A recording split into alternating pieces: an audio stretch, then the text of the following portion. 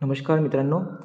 आज आपण स्टार्ट करत आहे एक इम्पॉर्टंट पार्ट, स्क्वेअर्सची सेवन्थ प्रॉपर्टी. ओके, बघा ही प्रॉपर्टी काय म्हटली ह्या ठिकाणी की इफ द नंबर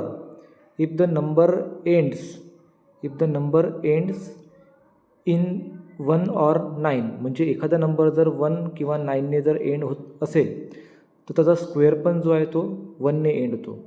ओके, पहा जसं की सपोज ह्या ठिकाणी मी 11 स्क्वेअर म्हटलं, 11 स्क्वेअर आणि सपोज इथे घेतलं मी ह्या ठिकाणी 9 स्क्वेअर.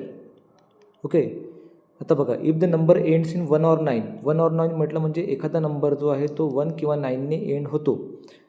बघा 11 एंड झाला 1ने आणि हा 9, ठीक आहे, यांचा स्क्वेअर जो आहे तो पण एका 1ने एंड होत असतो. ही अशी प्रॉपर्टी आहे. जसं की 11चा स्क्वेअर तुम्हाला काय भेटणार 121 आणि 9चा स्क्वेअर भेटणार ह्या ठिकाणी 81. म्हणजे यांचा स्क्वेअर पण तुम्हाला काय भेटतो, स्क्वेअर नंबर जो आहे तर स्क्वेअर नंबरचा लास्ट डिजिट जो आहे तो आहे 1 आहे ह्या ठिकाणी.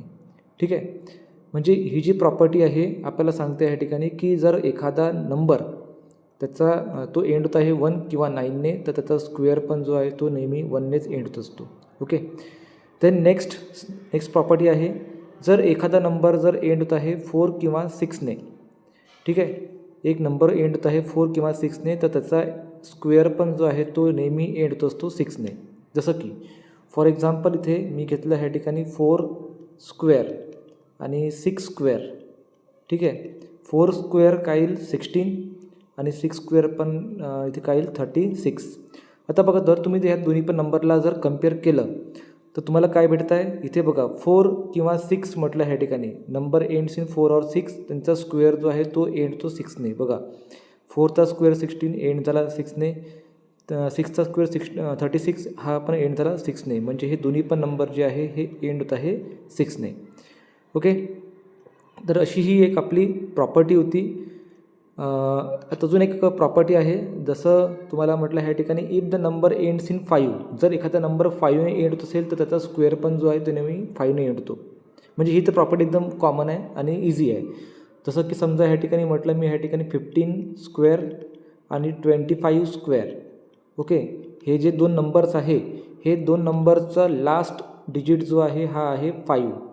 ओके, 15चा पण लास्ट डिजिट 5, 25चा पण लास्ट डिजिट 5.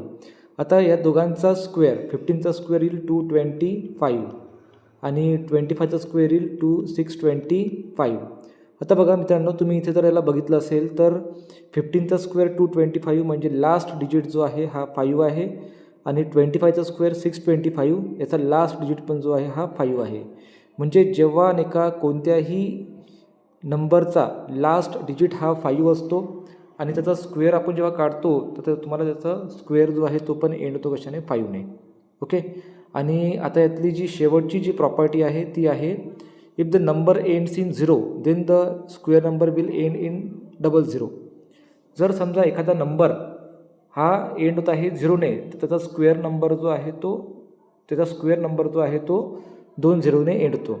म्हणजे ही प्रॉपर्टी आपण पहिले पण स्टडी केलेली आहे की जसं की स्क्वेअर नंबर जो आहे तो इवन नंबर ऑफ झिरोजमध्ये असतो, ऑड नंबर ऑफ झिरोमध्ये कधी पण राहत नाही. ठीक आहे, जसं की आता सपोज ह्या ठिकाणी मी म्हटलं 10 स्क्वेअर आणि 20 स्क्वेअर.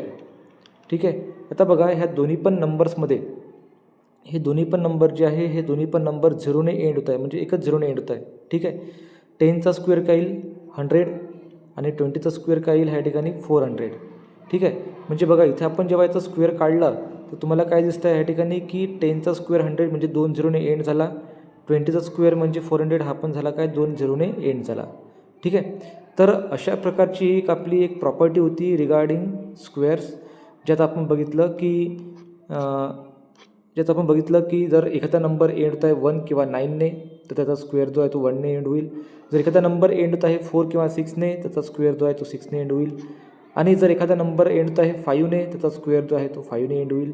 आणि जर एखादा नंबर हा 0ने एंड होत असेल तर त्याचा स्क्वेअर जो आहे हा एंड होईल 00ने, म्हणजे 2 0ने हा एंड होईल. ठीक आहे, तर अशी ही आपली एक प्रॉपर्टी होती.